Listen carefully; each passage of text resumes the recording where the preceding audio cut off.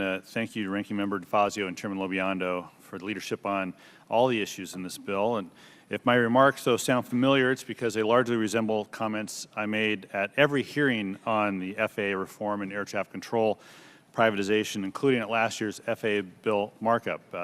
However, it's not going to stop me from giving those comments again, Mr. Chairman.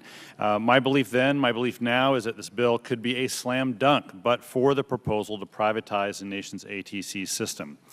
As I noted at an earlier hearing this year on ATC reform, I'm happy to have an honest discussion about how to move the system forward in a safe and efficient manner.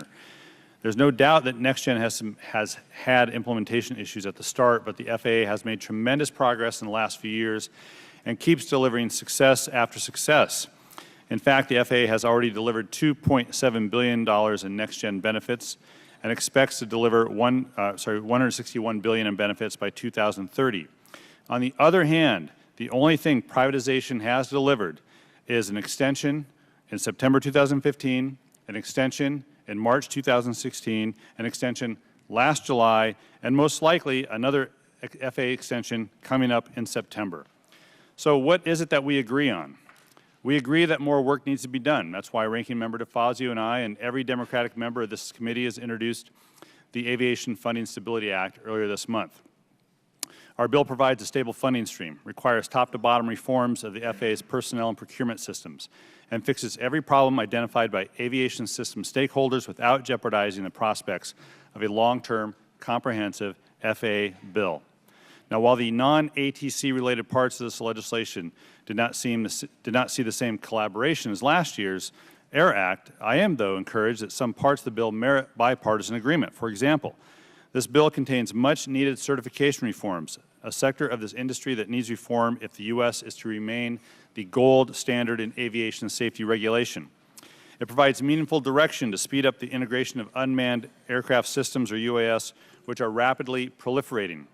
And the bill rightfully provides flight attendants with a minimum rest period comparable to that of pilots and calls on the Department of Transportation to study accessibility for those with disabilities.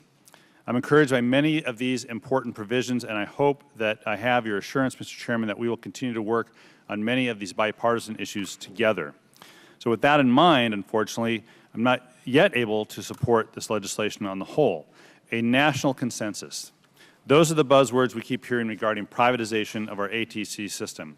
The truth is, we are nowhere near that consensus.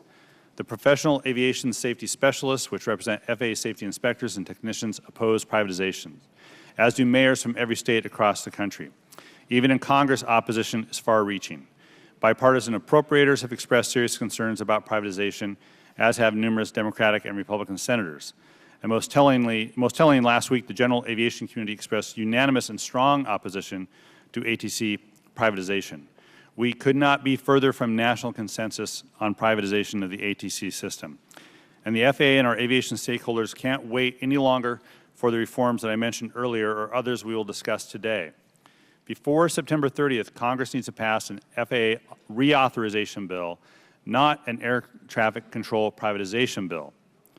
Finally, I want to recognize today the families of some of the victims of the crash of Colgan Flight 3407 who are with us, along with Jeff Skiles, the first officer on U.S. Airways Flight 1549, the Miracle on the Hudson, who is living testament to the fact that one of the best safety devices in any airplane is a well-trained pilot. To First Officer Skiles, to the families, thank you for your continued vigilance and your advocacy in improving safety. And with that, Mr. Chairman, I yield back. I thank the gentleman.